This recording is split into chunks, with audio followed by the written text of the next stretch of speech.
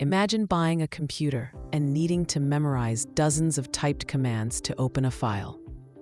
On November 20th, 1985, Microsoft released Windows 1.0 and gave the world something radical: a computer you could actually point and click. Stay with me to discover how a product critics called vaporware changed computing forever. It's 1985, and using a computer means you're basically learning a new language. Want to see what files you have? Type dir and hit enter. Want to copy something? Better remember copy filename.txt exactly right or nothing happens.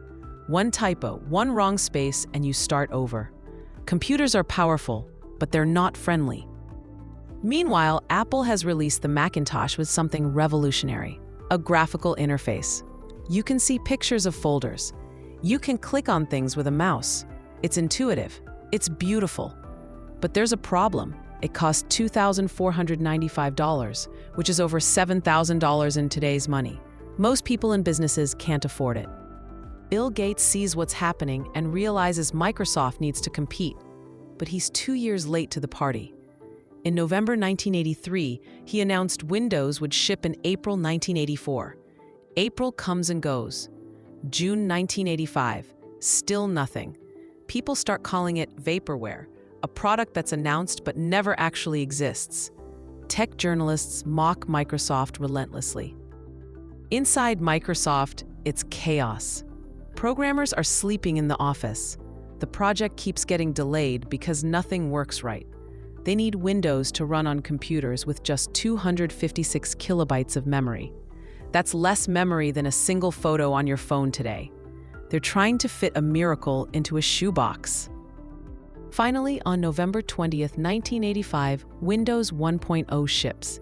It comes on 5 floppy disks and costs $99. You get a calculator, a calendar, a notepad, a clock, a simple paint program, and a game called Reversi. The windows can't even overlap. They tile next to each other like bathroom tiles. Critics are brutal. They say it's slow, clunky, and unnecessary. But here's what critics miss. For the first time, regular people can use a computer without memorizing commands. You want to see your files? Click the folder icon. Want to delete something? Drag it to the trash can icon. Your grandmother could figure it out. That's revolutionary. The first version sells only 500,000 copies in 2 years. Not exactly a smash hit. But Microsoft doesn't give up. Windows 3.0 arrived in 1990 and sold 10 million copies. Windows 95 launches with a $300 million marketing campaign and changes everything.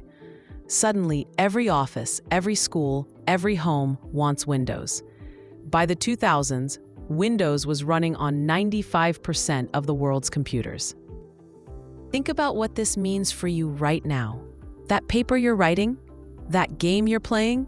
That spreadsheet at work? None of it would exist the way it does without what happened on November 20th, 1985.